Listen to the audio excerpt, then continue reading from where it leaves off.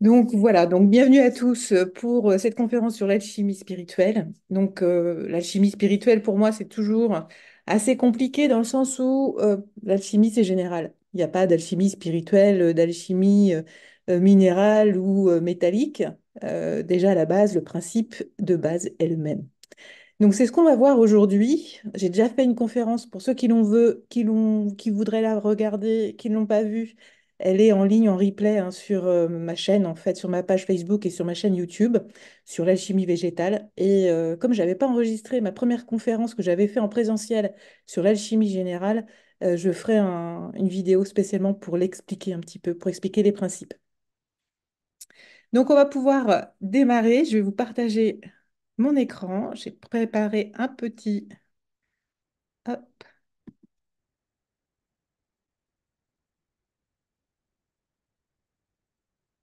hop, partage l'écran. Mon écran et vous devez voir s'afficher l'alchimie juste en dessous. On va arriver donc au sommaire. Donc aujourd'hui, on va voir un petit peu d'histoire. On va reprendre la chronologie générale parce que j'aime bien montrer hein, que l'alchimie existe depuis des siècles en fait et bien avant notre ère. Et aussi les grands principes. Donc, c'est les grands principes alchimiques, mais cette fois-ci reliés à l'alchimie du vivant, l'alchimie spirituelle. Et on verra ensemble les différents soins proposés. Donc, voici la chronologie. Comme vous pouvez le voir, alors la chronologie se discute toujours hein, parce que c'est en fonction des preuves que nous avons en notre possession pour pouvoir dater le début de l'alchimie. Là, aujourd'hui, on peut la dater autour du 9e siècle avant notre ère en Égypte. Euh, Ensuite, on voit qu'elle a évolué et qu'elle s'est développée dans le monde arabe.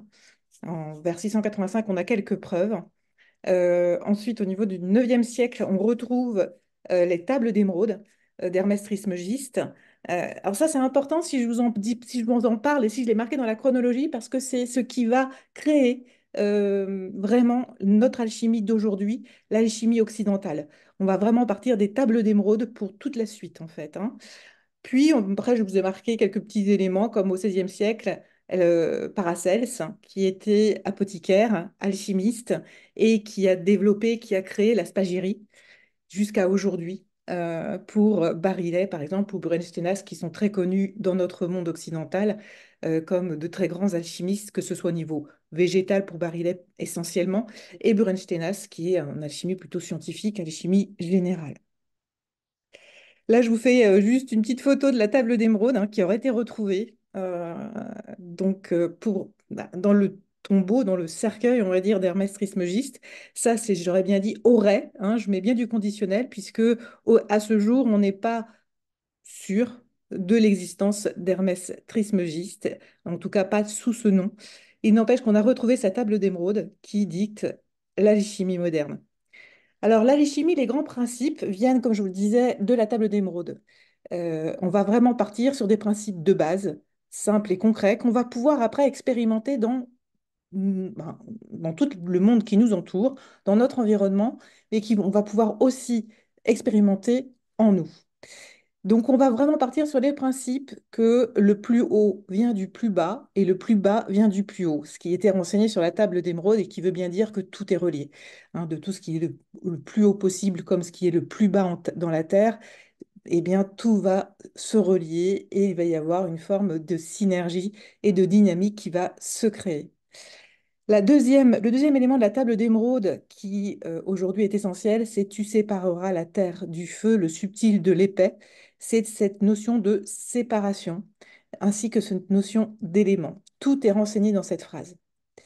Et ces deux principes de base, on va aller les adapter, on va aller les expérimenter dans différents univers. Donc, les univers alchimiques qu'on connaît, eh bien, c'est l'univers métallique, transmution des métaux comme transmuter le plomb en or, hein, par exemple. Dans le monde médical, entre guillemets, puisque pendant des siècles, on a recherché l'élixir de longue vie, qui aurait été d'ailleurs soi-disant trouvé, mais bien évidemment, ceux qui l'ont trouvé ne nous l'ont pas transmis. Et je parlerai aujourd'hui d'un univers plutôt métaphysique, de philosophie et d'énergie. Comme on l'a vu dans la chronologie, l'alchimie a traversé différents mondes. De l'Égypte, monde arabe, monde occidental. J'ai pas parlé du monde oriental, mais l'alchimie aussi a fait son œuvre de ce côté-là et a aussi travaillé, mûri avec différentes croyances, différentes religions. Et aujourd'hui, on n'est plus dans la religion, mais on est plus sur une vision de transmutation générale via la lumière, via l'énergie. Donc là, vous voyez les différentes transmutations de la matière dont on parlait, hein. Il y a la transmutation métallique, vous avez la transmutation animale, donc animale enfin, transmutation animale qui veut dire transmutation spirituelle, comme on peut le voir aujourd'hui. On entend beaucoup parler d'alchimie spirituelle et d'alchimie du vivant. Dernièrement, j'ai vu aussi alchimie de l'être, mais tout ça, c'est la même chose. Vous avez aussi la transmutation végétale avec l'alchimie végétale. Donc, différentes transmutations, puisque l'objectif de l'alchimie, c'est bien sûr transmuter, transmuter. Hein, c'est transmuter pour sublimer. Donc, dans les grands principes, eh bien, là, je vous ai remis un petit peu répertorié les différentes alchimies qui existent, hein. Vous avez qui existent au niveau de l'alchimie du vivant. Dans toutes les dénominations qu'on donne, sachez que de toute façon, c'est la même chose. Au départ, on parlait d'alchimie animale. Pourquoi? Parce que ce soit l'animal, en fait, dans sa généralité, hein, que ce soit nos animaux de compagnie ou tous les autres animaux vivants, et nous-mêmes, puisque nous faisons partie de l'alchimie animale, eh bien, ces principes, ces grands principes, peuvent être attribués. On peut reprendre les principes alchimiques sur l'ensemble de l'alchimie du vivant. Donc, c'est pour ça qu'après, on est parti plutôt sur l'alchimie du vivant. Puis ensuite, on s'est dit, ben, on va appeler ça plutôt l'alchimie spirituelle, parce que effectivement, sur les principes alchimiques qui parlent en fait de renaître, donc de mourir, on ne va pas aller aujourd'hui, entre guillemets, tuer des êtres vivants pour les sublimer vers la lumière et les faire renaître. Ça devient un peu compliqué, donc on a parlé d'alchimie spirituelle. On a parlé d'alchimie spirituelle, mais l'alchimie, dans son histoire, comme vous l'avez vu, eh bien, on parlait un petit peu de religion. Donc on s'est dit, tiens, on va sortir de tout ce carcan et on va parler plutôt de lumière, d'énergie, et on va parler d'alchimie de l'être. Mais tout ça en soi, c'est exactement la même chose. La transmutation des éléments se font par le principe de solver coagula, hein, le principe de base de l'alchimie, qui est de dissoudre et de coaguler, c'est-à-dire faire renaître l'élément, que ce soit nous, que ce soit le végétal, que ce soit le métal, peu importe, que ce soit nous, ce qui nous entoure, on va le faire renaître pour le sublimer dans la lumière. Donc, comme je vous disais, avant, c'était la religion. Aujourd'hui, on va plutôt parler de lumière ou d'énergie. Donc, tout ça, en tout cas, c'est le discours que nous entendons. On regarde toujours l'alchimie et l'alchimie du vivant en pensant que le un est le tout et que le tout n'est qu'un. Notre objectif, c'est bien sûr de relier le un, l'unité, d'accord, mais l'unité universelle. Pour ce faire, on va travailler sur le soufre, c'est-à-dire l'âme, le mercure, c'est-à-dire l'esprit, et le sel, c'est-à-dire le corps. On va utiliser les différents éléments comme le feu, l'eau, la terre et l'air. Et on va travailler avec les planètes et les astres. C'est pour ça qu'on a toujours une partie astrologie, hein, pour pouvoir travailler sur l'alchimie du vivant. Donc l'intérêt de l'alchimie du vivant, c'est d'apprendre. C'est d'apprendre pour se transformer vers la lumière, donc se transmuter à partir des trois principes alchimiques. Le premier principe, c'est le principe de renaître, de renaissance. C'est ce que d'autres appellent l'œuvre noire. Euh, Ça, on en a beaucoup entendu parler, de l'œuvre noire. Il y a même des écrits, des livres, hein, comme de Marguerite Yourcenar, qui a créé justement un livre dédié à l'œuvre noire, qui va permettre en fait de nettoyer. C'est la première phase, la première étape dans un cheminement personnel. Ça va être de nettoyer, c'est-à-dire calciner ce qui est pour ôter toute impureté. Donc, calciner est un mot fort, mais ça veut bien dire ce que ça veut dire. Ça veut dire on nettoie par le feu, l'énergie, la lumière. D'accord? Donc, c'est un petit peu, voilà, calciner, c'est le feu. Donc, on va nettoyer par l'énergie pour ôter toutes les impuretés qui nous empêchent d'évoluer et de nous développer, nous sublimer vers la lumière. Alors, on va nettoyer quoi? Eh bien, on va tout nettoyer. C'est vraiment un nettoyage assez radical et très puissant. Toutes mes clients qui ont eu un nettoyage et qui ont participé justement à ce développement avec la chimie du vivant, avec ce principe renaître, ont eu une transformation radicale, un nettoyage radical d'une grande puissance. Donc, on fait ce nettoyage qui est karmique, transgénérationnel. On va nettoyer absolument toutes les énergies négatives, qu'elles soient en vous et qu'elles viennent de vous, ou qu'elles soient de l'extérieur et qu'on vous impose et qu'on vous renvoie du monde extérieur. On va nettoyer tous les pactes, les liens toxiques, les implants, etc., etc. Là, je ne l'ai pas forcément marqué, mais on va nettoyer aussi tout ce qui est magie, ensorcellement, etc., pour ceux qui parlent de magie d'ensorcellement, ou tout simplement toutes les peurs, les croyances limitantes, le manque de confiance en soi, le manque d'amour de soi, tout ça, on va le balayer, on va le nettoyer, on va se mettre à nu. On va se mettre à nu et une fois ce nettoyage effectué, donc on attend toujours, comme tout soin énergétique, 21 jours. Et pendant ces 21 jours, la première semaine est très difficile parce que le nettoyage est en cours.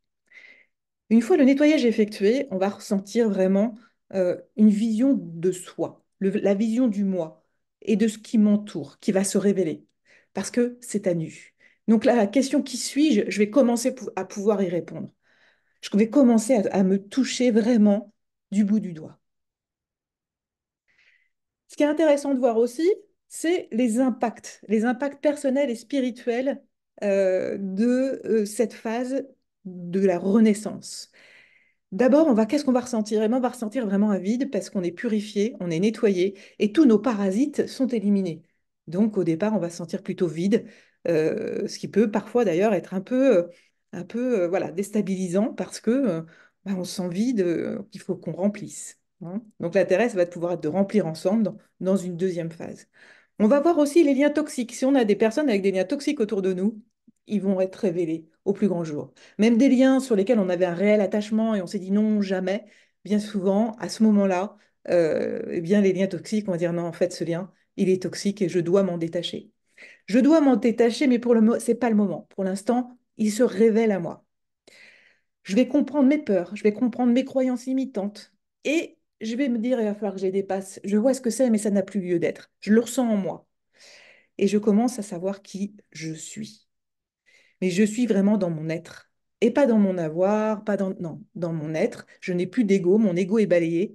Remis, il sera remis ultérieurement à sa juste place, mais pour l'instant, je sais qui je suis. Mes sens vont s'éveiller, ma spiritualité va s'ouvrir, je vais avoir de nouvelles perceptions.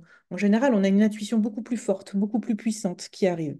Donc après, c'est en fonction de chacun, du parcours de chacun. Est-ce qu'on a déjà eu un développement personnel, un cheminement personnel qu'on a déjà fait? Est-ce qu'on est déjà passé par un burn-out, par un épuisement, une dépression? Bien souvent, hein, quand on arrive comme ça, déjà dans ce qu'on appelle les nuits noires de l'âme, dans des questionnements, dans des états d'épuisement, on a déjà commencé le travail. Et cette première phase est plus simple à passer. Mais c'est une phase, on va dire, déterminante parce qu'il faut que ce nettoyage soit fait pour qu'on puisse ensuite cheminer vers le grand œuvre. Le deuxième principe, c'est le principe de la rose, ou ce que d'autres appellent aussi l'œuvre au blanc. C'est la deuxième phase et c'est la phase de purification. L'objectif, c'est de purifier, c'est d'accéder à un niveau supérieur d'existence. Je suis et maintenant je m'élève. Mais pour pouvoir m'élever, et il y a encore des éliminations à effectuer. Il y a quelques résidus qui vont rester, hein, qu'on a là depuis longtemps en nous, des hésitations, des peurs, des manques, et puis parfois des traumatismes, qui vont rester, et il va falloir vraiment les nettoyer, les balayer pour atteindre vraiment le blanc, la lumière blanche, la pureté. On va éliminer aussi toutes les formes d'ombre, des ombres intérieures, le manque de confiance en soi, le manque d'amour, tout ce qui nous parasite et qui serait resté, là, on va les travailler au plus profond de nous. Parce que l'objectif, ça va être de pouvoir s'ancrer. S'ancrer, c'est vraiment le rapport à l'âme. Donc, ancrer son âme en nous, dans notre corps. Ça va être s'enraciner, ça va être présent, être je suis, d'accord, aujourd'hui et maintenant, sur cette terre que je foule de mes pieds. Et se recentrer en son cœur. Donc là, on va ouvrir le cœur. C'est pour ça que c'est avec la rose qu'on fait ce soin, avec d'ailleurs notamment la teinture alchimique de rose. parce que on va ouvrir notre cœur et puis on va commencer à l'alimenter. On va l'alimenter d'un amour inconditionnel. On va l'éveiller et on va l'ouvrir à ce nouvel amour. Pour arriver, toujours pareil, il y a une phase, en général une petite phase de 21 jours, on va pouvoir arriver à je m'aime, et c'est pas simple tous les jours, et je partage mon amour inconditionnel. Parce que je le ressens et j'ai besoin de le transmettre. Ça, c'est une des phases très importantes parce que là, on commence à comprendre complètement ce qu'on fait et pourquoi on le fait. Alors, les impacts personnels et spirituels lors de cette phase, eh bien, c'est se remplir. On sent qu'on se remplit d'une nouvelle énergie d'amour inconditionnel. Alors, pour ceux qui ne l'avaient pas, eh bien, on l'apprivoise, hein, on l'appréhende, on essaie de se dire quelle est cette nouvelle énergie, la comprendre. Et pour ceux qui l'avaient, mais complètement enfouie, elle s'ouvre d'un coup. Et là, c'est un bonheur incommensurable qu'on peut ressentir en soi d'amour inconditionnel, mais aussi de bienveillance, hein. Être bienveillance pour soi, c'est pas simple pour tout le monde. Et sur cette phase, on va ressentir cette énergie de bienveillance pour soi, mais aussi pour autrui. À partir de là, on se sent prêt à agir. C'est pas qu'on agit vraiment, mais on se sent prêt à agir avec cet amour qu'on ressent en nous. On sent qu'on va avoir besoin de le mettre en action et qu'on va pouvoir le mettre en action. Comme on va pouvoir le mettre en action, on va se demander dans notre vie, pour nous et pour les autres, pour tout ce qui nous entoure, comment on va le faire. Et là, notre vision va changer. Notre vision du monde, notre vision de nous va changer, puisqu'on va le voir avec une autre ouverture d'esprit. On va reconnaître petit à petit aussi notre intuition. Je reconnais mon intuition et mon intuition, elle croît de jour en jour parce que je sens qu'elle vient du cœur et je vais commencer à l'écouter. Et là, je vois que comme j'ai mon intuition et que mon intuition me guide, que eh bien, tout ce que je fais, je peux le transposer dans la matière et que je vois que mon monde est en train de changer. C'est là que je me dis, OK, je fais partie d'un grand tout. Est-ce que ce grand tout qui est au fond de moi est aussi dans tout ce qui m'entoure, on est relié. Et là, on arrive vraiment à la fin de la deuxième phase, hein, du deuxième principe de la rose et de l'œuvre au blanc. On arrive après à la troisième phase, pardon, qui est la phase cruciale, puisque c'est la phase de la cannelle ou de l'œuvre au rouge, qui est vraiment la phase de transmutation. C'est une phase sacrée. C'est vraiment comment accéder à la lumière sacrée. Je me suis nettoyée, je me suis purifiée, je me suis remplie, hein, d'amour inconditionnel, de lumière. Et maintenant, eh bien, je vais pouvoir transcender, je vais pouvoir me transmuter. Donc, c'est la dernière phase qui va permettre de comprendre vraiment en profondeur qui je suis, qui va me permettre de comprendre en profondeur le monde qui m'entoure et qui va aussi me permettre de voir que comme nous sommes tous reliés, eh bien, on est complet et on va pouvoir s'auto-alimenter en amour inconditionnel. On va plus aller chercher l'amour chez l'autre, on va plus aller chercher nos manques chez l'autre parce que des manques, eh bien, on n'en a plus ou peu. Et quand on ressent un manque, on sait comment faire pour s'auto-alimenter et remplir tous les manques. C'est vraiment la phase où ce n'est plus je me connais, c'est je me comprends, je m'accepte et je comprends le monde qui m'entoure et je le sublime. Donc c'est vraiment une phase d'action, une phase de transmission, de partage et une phase aussi de respect de soi et de respect de l'autre. Les impacts, eh bien, ils sont très, très spirituels, mais on le ressent aussi au quotidien dans nos actions, c'est qu'on se sent complet. Et aujourd'hui, je vois beaucoup, beaucoup de monde qui vient me voir et qui sont en manque, manque d'amour, manque de confiance, qui sont bloqués par toutes les peurs et le manque, le manque, le manque. L'intérêt, c'est de quoi? C'est en fait, de débloquer, de pulvériser tous ces manques et d'apprendre, en fait, à se compléter, s'apporter soi-même déjà dans un premier temps, et bien tous les éléments qu'on a besoin. Donc, on alimente son amour pour soi. J'alimente mon amour moi-même. Ensuite, je reconnais le monde qui m'entoure. Et là, je vais aller pouvoir prospecter dans ce monde et puis aller rechercher tout ce qui va alimenter cet amour. Et qu'est-ce qui alimente l'amour? Eh bien, c'est la joie. les joies au quotidien, les petits bonheurs simples hein, qui m'entourent, que je vais trouver dans la nature, que je vais trouver dans les gens, dans mes interactions avec les autres. Peu importe le métier que je fais ou pas, quand j'ai cette compréhension-là, tout est plus simple.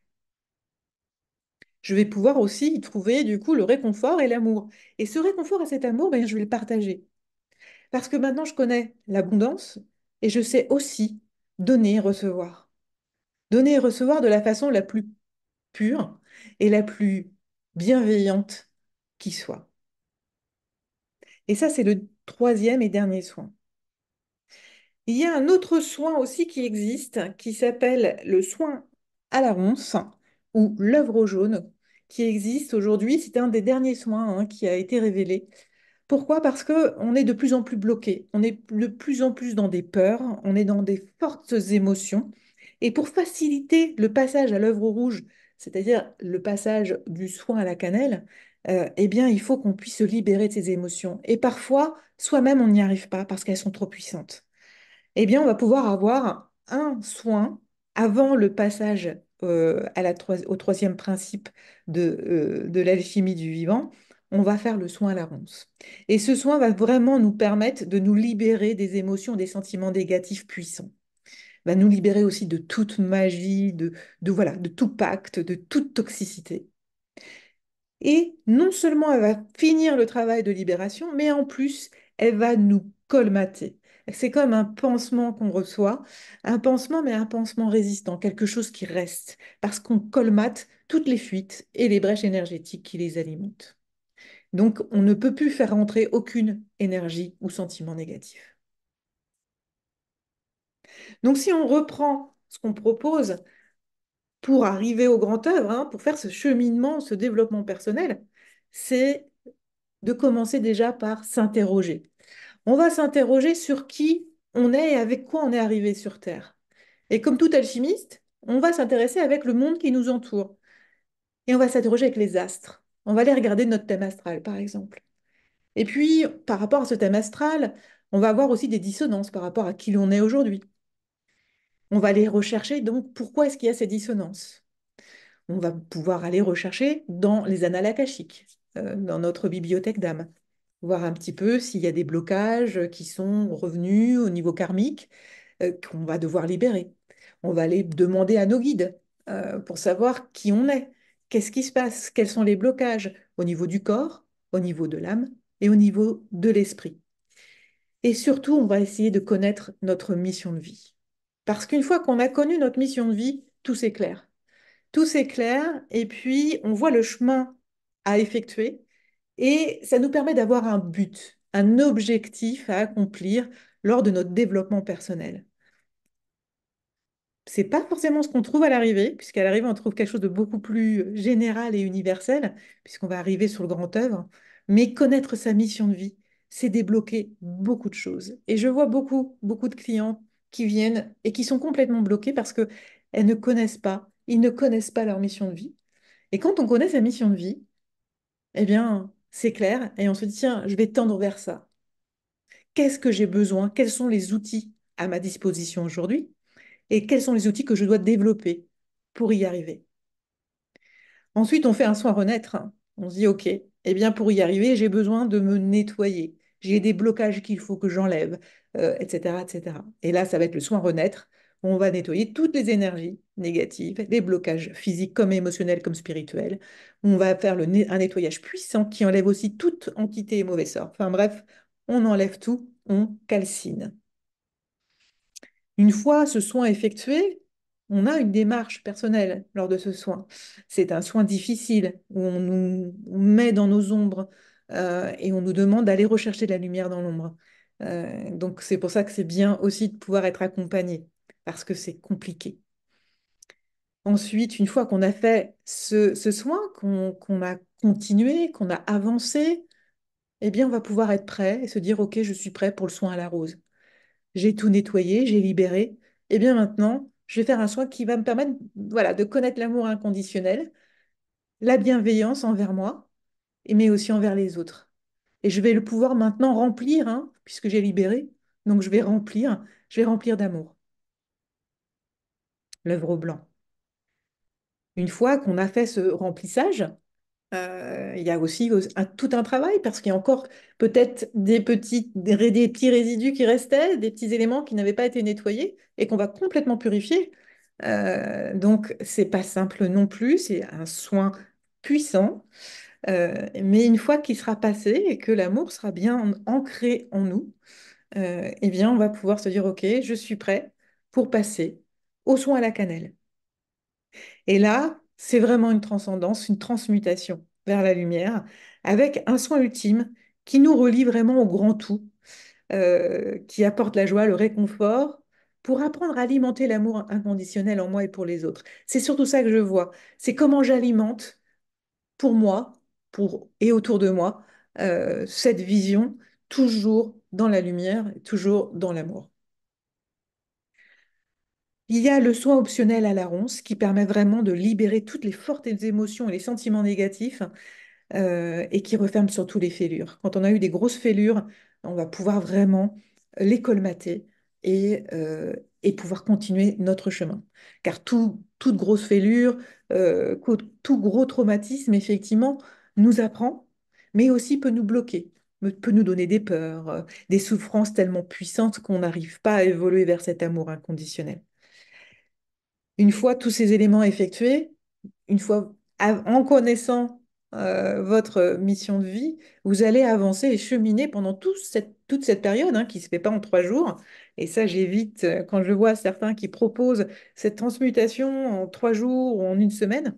C'est très compliqué parce qu'il y a tout un travail personnel à effectuer dessus pour vraiment s'approprier le soin et puis pouvoir adapter ce soin, l'intégrer dans notre vie au quotidien et comprendre vraiment en le touchant vraiment du doigt, en le palpant, ce qui va, ce qui ne va pas au quotidien. J'ai vu certains clients qui m'ont dit oui, je vais changer de travail parce que mon travail ne va pas du tout. Et quand ils ont compris leur mission de vie, qu'ils ont compris pourquoi ils étaient là, parce qu'en fait, s'ils étaient dans ce travail-là, même si aujourd'hui ça va pas, bah c'est pas anodin, c'est pas pour rien. Ils vont arriver au travail après le soin renaître surtout et après le soin à la rose, ben en se disant en fait, je change de vision. Ma vision est en train de changer par rapport à ce que je vis au quotidien. Ça ne veut pas dire que je ne vais pas changer de travail, mais ça veut dire que, waouh, c'est beaucoup plus facile, beaucoup plus léger aujourd'hui. Parce que j'ai une mission de vie à faire. Et une mission de vie, c'est pas forcément un travail, hein. Ça peut être à côté, ça peut être associatif, ça peut être au quotidien auprès des siens, etc., etc. Donc voilà. Mais c'est surtout ça que ça apporte. On a une autre vision des choses et on se libère de beaucoup, beaucoup d'emprise.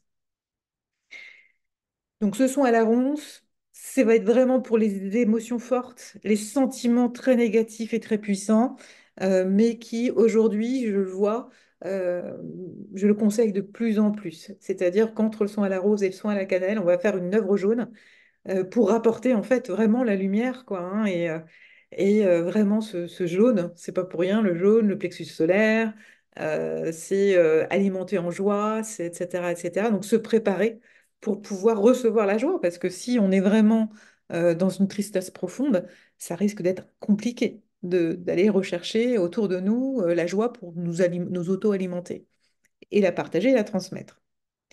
Donc, voilà, donc je vous ai montré, je vous ai présenté ce qu'était l'alchimie sur la partie spirituelle.